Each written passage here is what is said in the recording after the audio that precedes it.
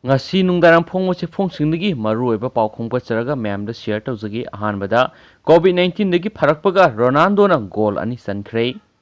Juventus FC gi star player amasu oiriba Cristiano Ronaldo COVID-19 dagi pharakpaga ngarang Spezia ga sanakiba match da goal ani sanduna 4-1 da mai pakhre. Maki ahanba goal adu second half matungda substitute oina sanglakpaga minute ahum gi matungda sankibani. Mahakna sanglakpa matamna goal gi fibam 1-1 da laiki ningsingba yai Portuguese forward su oiriba sanaroi asi haukiba October 13 da COVID-19 positive oikibani haina su phungdorakli. Atopa pawa manamu November 3 ta pangthokadoriba by election da CPI gi thaumising bot thadaroi Robindro Satliba tha sigi tareta Manipur gi kendra mari da pangthokadoriba by election asida Communist Party of India Manipur State Council na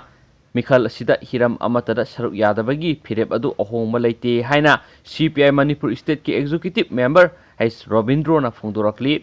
hiram asigi matang na ngasi irabot bawon da leiba CPI gi party office ta pangthokpa pawmisinga unaba amada mahakna hai masagi oizaba khara phangnaba MLA pham thadoktuna COVID-19 gi akiba marakta by election tawnaba thorang tawribasi CPI na yaba ngamloi asigumba miye kharagi power phangnaba honabada miyamda awaba piriba election asida party asina hiram amatada saruk yadanaba phirep lobane phirep asigi matungina kendra mari asida ngasi phawbada party gi thaumi amatana election campaign yaudri loinana November 3 su party gi member amatana vote thadaba thoktanaba phirep laure hairi adubo asigumba tanja asida wangjing tentha kendra gi candidate ahumna CPI gi vote sing Congress party na phanglagani haikibadu yumpham yaudabane CPI gi hana lokiba phirep adu ahongba amata leite maramasina candidate amatana makhatana party asibu lana uba yaba wafam amata phungdok piganu hairi henasu pauksisna makhatana phungdorakli marak thana mapan gi oba yamna nuaitaba pawa mana accident da miyoi taruk sire tara sokle ngasi ayu anganbada Gonda Baharis highway da Uttar Pradesh ki Baharis district ki manungsana leiba Prayagapur police station kon mafam amada khamduna leiba truck amada ben amana thomjinbadagi ben aduda tonglakpa miyoi taruk sibaga loinana miyoi tarana sathina sokre police ki paw matung ina makhoi tara taruk adu gari amada punna Ambedkar Nagar district ki manungsana leiba Kisuwasa sariptagi lai khurumlaga makhoi gi miyumda halakpada thokibani hairi Ashok pasing adu Prayagapur Primary Health Center pukhalaba matungda Baharis District Hospital makhatana layengna purakre mara asida state asigi CM Yogi Adityanath na laikhidrabasingi awabada saruk yabaga loinana soklabasingda matik saba mating pangnaba order thokre haidi hainasu pauksisna makhatana phungdorakli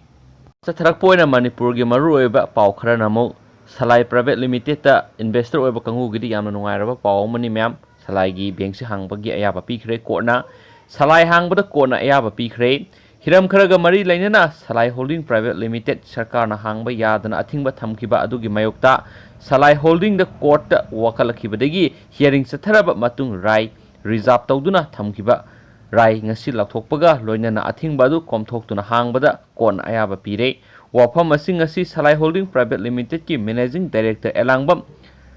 Brozena ngasi nungtul pawmising unabada phongdokibani mahakna makha taraduna ngasi asi Salai gidi yamna nungairaba mikup amani aikhoina court office asi hanghanbinaba amadi Salai hananaba prayer tawkiba adu ngasi court asina ayaba pire haibaga loinana masigidamak asauba thodang lobikiba ukil sing state holder sing busu maki makedigi thagatpa phungdokhi hainasu pausi asina makhatari atopa pawa manamuk mangkhiba driver thiba khangdri ngarang ayuk irang thong tatpadagi lengoi purakpa tata truck ama turelda tasinkhibada tata driver khamba thiba khangdana lairakibadu haujiksu phangdana lairi makpu NDRF amadi irang thong manakta leiba tawbam khulgi khunja sing yauna ngasisu thiba humagi thapak sathaki turelgi ising imai suonba amadi irai kanbadagi thibada awaba mayuknari tatkriba thong asi lengakna ningol sakaubagi mamangda semjinbiduna loisinbinaba taksilakli hainasu pauksisna makhatana phongdorakli atopa paw manamu MLA Lokesorna sinmigi saklon lauduna thoithoigi yum saba loinana miyoi kyanasu tengbang pirakre mama mapa laikhidabadigi yumgi masul manau mangagi ahal oiduna leiriba masagi sei kunmapan suraba khundrakpam awang lekai da leiba usam thoithoigi yum sabad selgi mateng pangnakhre ꯍꯧꯈꯤꯕ October ꯇꯥꯡ 6ꯇ ꯊꯣꯛꯈꯤꯕ ꯂꯥꯏꯕꯛ ꯊꯤꯕ ꯊꯧꯗꯣꯛ ꯑꯃꯗ ꯃꯌꯥꯝꯕ ꯑꯍꯜ ꯑꯣꯏꯔꯤꯕ ꯎꯁꯥꯝ ꯊꯣꯏꯊꯣꯏꯒꯤ ꯑꯣꯏ ꯊꯪꯕ ꯈꯣꯡ ꯑꯁꯤ ꯁꯥꯊꯤꯅ ꯁꯣꯛꯇꯨꯅ ꯂꯩꯔꯤꯕꯅꯤ꯫ ꯊꯥ ꯑꯁꯤꯒꯤ ꯇꯥꯡ 28ꯇꯒꯤ ꯈꯨꯟꯗ꯭ꯔꯥꯛꯄꯝ ꯀꯦꯟꯗ꯭ꯔꯒꯤ MLA ꯇꯦꯖ ꯂꯣꯀꯦꯁꯣꯔꯅ ꯑꯆꯪꯕ ꯁꯦꯟꯐꯝ ꯄꯨꯊꯣꯛꯇꯨꯅ ꯑꯃꯗꯤ ꯃꯁꯥꯃꯛ ꯁꯤꯟꯃꯤ ꯑꯃꯒꯤ ꯁꯛꯂꯣꯟ ꯂꯧꯗꯨꯅ ꯌꯨꯝ ꯁꯥꯕꯒꯤ ꯊꯕꯛ ꯌꯥꯎꯈꯤ꯫ ꯂꯣꯏꯅꯅ ꯋꯥꯏꯇꯣꯟ ꯒ꯭ꯔꯥꯝ ꯄꯟꯆꯥꯌꯠꯀꯤ ꯄ꯭ꯔꯙꯥꯟ ꯑꯣꯏꯔꯤꯕ P. ꯁꯨꯔꯕꯂꯥꯅ ꯂꯨꯄꯥ 5,000, ꯃꯀꯦꯡ ꯗꯣꯂꯥꯏꯊꯥꯕꯤ ꯖꯤꯂꯥ ꯄꯔꯤꯌꯠꯀꯤ ꯃꯦꯝꯕꯔ N. ꯁꯅꯥꯇꯣꯝꯕꯅ ꯂꯨꯄꯥ 10,000 ꯑꯃꯁꯨꯡ ꯎꯌꯨꯝꯄꯣꯛ ꯒ꯭ꯔꯥꯝ ꯄꯟꯆꯥꯌꯠꯀꯤ ꯄ꯭ꯔꯙꯥꯟ ꯊꯥꯡꯖꯝ ꯏꯅꯥꯎꯆꯥꯅ ꯂꯨꯄꯥ 10,000 ꯊꯣꯏꯊꯣꯏꯒꯤ ꯌꯨꯝ ꯁꯥꯕꯗ ꯃꯇꯦꯡ ꯄꯥꯡꯈ꯭ꯔꯦ꯫ ꯊꯧꯔꯝ ꯑꯁꯤꯒ ꯃꯔꯤ ꯂꯩꯅꯅ MLA ꯂꯣꯀꯦꯁꯣꯔꯅ ꯍꯥꯏꯈꯤꯕꯗ ꯃꯍꯥꯛꯅ ꯇꯧꯖꯔꯤꯕ ꯊꯕꯛ ꯑꯁꯤ ꯔꯥꯖꯅꯤꯇꯤꯒꯤ ꯈꯨꯗꯣꯡꯆꯥꯕ ꯂꯧꯕ ꯅꯠꯇꯦ, ꯃꯤꯑꯣꯏꯕꯒꯤ ꯃꯤꯅꯨꯡꯁꯤ ꯌꯦꯡꯗꯨꯅ ꯂꯩꯈꯤꯗ꯭ꯔꯕ ꯊꯣꯏꯊꯣꯏꯒꯤ ꯑꯄꯣꯛꯄ ꯑꯃꯗꯤ ꯑꯄꯣꯛꯄꯤꯅ ꯄꯥꯝꯖꯔꯝꯕ ꯌꯨꯝ ꯃꯆꯥ ꯑꯃꯇꯪ ꯁꯥꯕꯒꯤ ꯃꯪꯂꯥꯟ ꯑꯗꯨ ꯊꯕꯛ ꯑꯣꯏꯅ ꯄꯥꯡꯊꯣꯛꯄꯅꯤ꯫ ꯂꯩꯍꯧꯔꯤꯕ ꯃꯆꯤꯜ ꯃꯅꯥꯎ 5ꯒꯤ ꯌꯨꯝꯂꯩ ꯀꯩꯔꯩ ꯑꯁꯤ ꯌꯦꯡꯍꯩꯗ꯭ꯔꯦ꯫ ꯑꯁꯤꯒꯨꯝꯕ ꯃꯇꯦꯡ ꯄꯥꯡꯕꯗ ꯔꯥꯖꯅꯤꯇꯤꯒꯤ ꯈꯨꯗꯣꯡꯆꯥꯕ ꯂꯧꯕꯅꯤ ꯍꯥꯏꯅ ꯀꯅꯥꯒꯨꯝꯕ ꯑꯃꯠꯇꯅ ꯍꯥꯏꯕꯤꯒꯅꯨ꯫ ꯈꯨꯃꯥꯡ ꯆꯥꯎꯁꯤꯟꯅ ꯌꯨꯝ ꯑꯁꯤ ꯁꯥꯕ ꯉꯝꯂꯤꯕ ꯑꯁꯤ YDO ꯀ꯭ꯂꯕ ꯈꯨꯟꯗ꯭ꯔꯥꯛꯄꯝ, ꯃꯩꯔꯥꯄꯥꯏꯕꯤ ꯈꯨꯟꯗ꯭ꯔꯥꯛꯄꯝ ꯀꯦꯟꯗ꯭ꯔ ꯗꯤꯚꯦꯂꯞꯃꯦꯟꯠ ꯀꯝꯃꯤꯇꯤ ꯇꯣꯉꯥꯟ ꯇꯣꯉꯥꯟꯕ ꯃꯤꯌꯥꯝꯒꯤ ꯃꯇꯦꯡꯅꯅꯤ ꯍꯥꯏꯈꯤ ꯍꯥꯏꯅꯁꯨ ꯄꯥꯎꯆꯦ ꯑꯁꯤꯅ ꯃꯈꯥ ꯇꯥꯅ ꯐꯣꯡꯗꯣꯔꯛꯂꯤ꯫ ꯃꯈꯥ ꯆꯠꯊꯔꯛꯄ ꯑꯣꯏꯅ ꯑꯇꯣꯞꯄ ꯃꯔꯨꯑꯣꯏꯕ ꯄꯥꯎ ꯑꯃꯅ ꯑꯆꯨꯝꯅ ꯑꯃꯨꯛ ꯍꯥꯏꯈ꯭ꯔꯦ꯫ ꯄꯨꯡ 49ꯒꯤ ꯕꯟ ꯑꯃꯨꯛ ꯀꯧꯔꯒꯅꯤ ꯑꯃꯁꯨꯡ ꯅꯦꯁꯅꯦꯜ ꯄ꯭ꯔꯣꯖꯦꯛꯠꯁꯤꯡ ꯕꯦꯟ ꯇꯧꯁꯤꯜꯂꯒꯅꯤ ꯍꯥꯏꯈ꯭ꯔꯦ꯫ ꯁ꯭ꯇꯦꯠ ꯒꯚꯔꯟꯃꯦꯟꯠꯀ ꯑꯃꯁꯨꯡ ꯑꯆꯨꯝꯒ ꯌꯥꯅꯈꯤꯕꯒꯤ ꯃꯇꯨꯡ ꯏꯟꯅ ꯑꯣꯇꯣꯅꯣꯃꯁ ꯗꯤꯁꯇ꯭ꯔꯤꯛ ꯀꯥꯎꯟꯁꯤꯜꯒꯤ ꯏꯂꯦꯛꯁꯟꯁꯤ ꯅꯨꯃꯤꯠ 10ꯅꯤꯒꯤ ꯃꯅꯨꯡꯗ ꯄꯥꯡꯊꯣꯛꯅꯕꯒꯤ ꯌꯥꯅꯈꯤꯕꯒꯤ ꯃꯇꯨꯡ ꯏꯟꯅ ꯃꯗꯨ ꯄꯥꯡꯊꯣꯛꯇꯕꯒꯤꯗꯃꯛꯇ all tribal student union Manipur ꯑꯆꯨꯝꯅ ꯃꯣꯏꯅ ꯊ꯭ꯔꯤꯇꯟ ꯇꯧꯔꯦ ꯃꯗꯨꯗꯤ ꯄꯨꯡ 49ꯒꯤ ꯕꯟ ꯑꯃꯨꯛ ꯍꯟꯅ ꯇꯧꯔꯒꯅꯤ ꯍꯥꯏꯈ꯭ꯔꯦ꯫ ꯄꯨꯡ 49ꯒꯤ ꯕꯟꯁꯤ ꯅꯕꯦꯝꯕꯔꯒꯤ ꯇꯥꯡ 5ꯗꯒꯤ ꯍꯧꯔꯒ ꯄꯥꯡꯊꯣꯛꯀꯅꯤ ꯍꯥꯏꯔꯤ꯫ ꯑꯗꯨꯒ ꯃꯈꯣꯏꯅ ꯍꯥꯏꯔꯛꯄꯒꯤ ꯃꯇꯨꯡ ꯏꯟꯅ ꯃꯈꯣꯏꯒꯤ ꯅꯦꯁꯅꯦꯜ ꯄ꯭ꯔꯣꯖꯦꯛꯠꯁꯤꯡ ꯁ꯭ꯇꯦꯠꯁꯤꯗ ꯇꯧꯔꯤꯕꯁꯤꯡꯁꯨ ꯂꯣꯏꯅꯃꯛ ꯕꯦꯟ ꯇꯧꯁꯤꯜꯂꯒꯅꯤꯁꯨ ꯍꯥꯏꯔꯤ꯫ ꯑꯃꯁꯨꯡ ꯄꯥꯎꯁꯤ ꯃꯈꯥ ꯇꯥꯔꯛꯄ ꯑꯣꯏꯅ ꯑꯆꯨꯝꯒꯤ ꯄ꯭ꯔꯁꯤꯗꯦꯟꯠ ꯁꯥꯏꯕꯣꯏ ꯍꯧꯀꯤꯞꯅ ꯄ꯭ꯔꯦꯁ ꯃꯤꯠ KSO ꯑꯣꯐꯤꯁꯇ ꯄꯥꯡꯊꯣꯛꯄ ꯃꯇꯝꯗ ꯃꯍꯥꯛꯅ ꯍꯥꯏꯈꯤꯕꯗ ꯄꯨꯡ 49ꯒꯤ ꯏꯟꯇꯔ ꯁ꯭ꯇꯦꯠ ꯕꯟ ꯑꯃꯁꯨꯡ ꯅꯦꯁꯅꯦꯜ ꯄ꯭ꯔꯣꯖꯦꯛꯠ ꯈꯨꯗꯤꯡꯃꯛ ꯕꯦꯟ ꯇꯧꯁꯤꯜꯂꯒꯅꯤ ꯍꯥꯏꯅꯁꯨ ꯃꯍꯥꯛꯅ ꯃꯈꯥ ꯇꯥꯅ ꯐꯣꯡꯗꯣꯛꯈꯤꯕꯅꯤ꯫ ꯑꯗꯨꯒ ꯃꯈꯥ ꯇꯥꯅ ꯐꯣꯡꯗꯣꯛꯄꯗ ꯄꯨꯡ 49ꯒꯤ ꯕꯟ ꯑꯁꯤꯒꯤ ꯃꯅꯨꯡꯗ ꯃꯤꯗꯤꯌꯥ, ꯃꯦꯗꯤꯀꯦꯜ ꯑꯃꯁꯨꯡ ꯑꯦꯁꯦꯟꯁꯤꯌꯦꯜ ꯁꯔꯚꯤꯁ ꯈꯨꯗꯤꯡꯃꯛꯀꯤꯗꯤ ꯀꯣꯝꯊꯣꯛꯀꯅꯤ ꯍꯥꯏꯅꯁꯨ ꯃꯍꯥꯛꯅ ꯃꯈꯥ ꯇꯥꯅ ꯐꯣꯡꯗꯣꯔꯛꯂꯤ꯫ ꯌꯥꯝꯅ ꯅꯨꯡꯉꯥꯏꯇꯕ ꯃꯅꯤꯄꯨꯔꯗ ꯕ꯭ꯔꯦꯀꯤꯡ ꯅ꯭ꯌꯨꯁ ꯑꯃ ꯑꯣꯏꯅ ꯃꯌꯥꯝ, ꯉꯁꯤ ꯃꯤꯑꯣꯏ 9 COVID-19ꯅ ꯄꯣꯖꯤꯇꯤꯚ ꯑꯣꯏꯗꯨꯅ ꯂꯩꯈꯤꯗ꯭ꯔꯦ꯫ ꯃꯤꯑꯣꯏ 392 ꯄꯣꯖꯤꯇꯤꯚ ꯑꯣꯏꯔꯦ, 9ꯅ ꯂꯩꯈꯤꯗ꯭ꯔꯦ꯫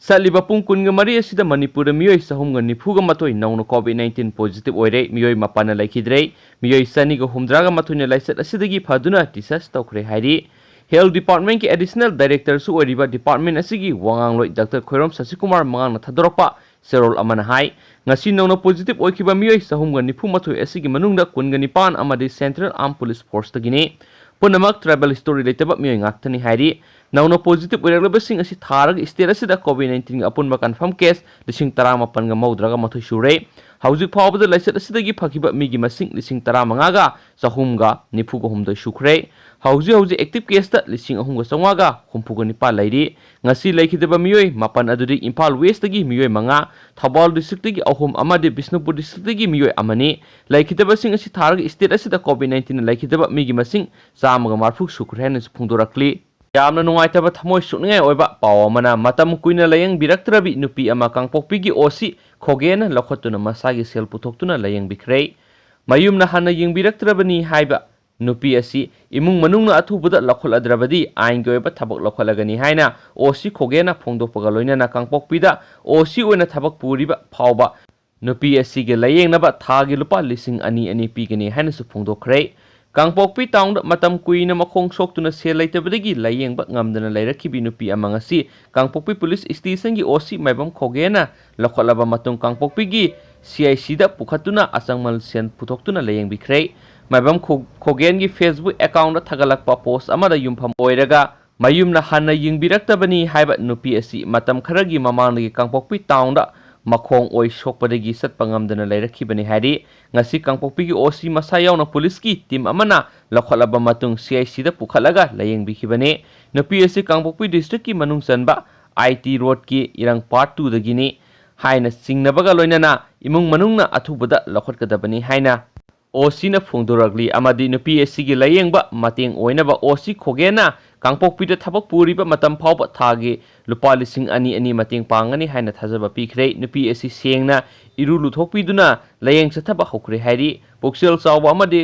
काथोकपना थल्लबा OC खोगेन मतम लैबा खिबिकता मियामगी मतेंग पांगनबा लौरकलिबा थौदांग असि मियामना थागतनारकली हाइनासु फोंदोरकली लोइसिलकपोइना यामना नुंगाइतबा थौदो अमना इमुंग अमगी मियोय मंगा सेंदोल तोनबदगी सुसाइड तौखरे